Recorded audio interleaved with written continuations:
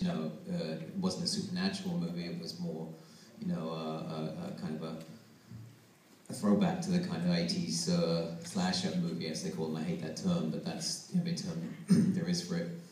But could you talk about why you opted to then go from that to kind of almost the opposite end of the continuum in horror? Well, a big part of it is I just didn't want to repeat myself. So I had done that, and so it seemed like it was time to do something else, which in this case was a ghost story.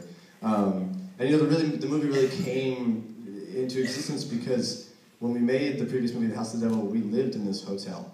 And we would stay here in Connecticut, and we would drive 30 miles to Center to shoot this satanic movie, but weirder things were happening back at the hotel where we were staying than were happening when we were making our movie. So they just became all these weird stories from the cast and crew about the place being haunted, the town's obsessed with it being haunted, and there really is a Luke at the front desk. There's a ghost hunting website, and it was just such a strange place because there's this really weird, charming mix of 1800s historic architecture and then bad 70s renovations, and it's in this town that's just a bummer. The town is just, it's on its last leg, and yeah, and so these were all just anecdotes that people asked me about House of the Devil. I would be like, oh, the real stories are about the hotel.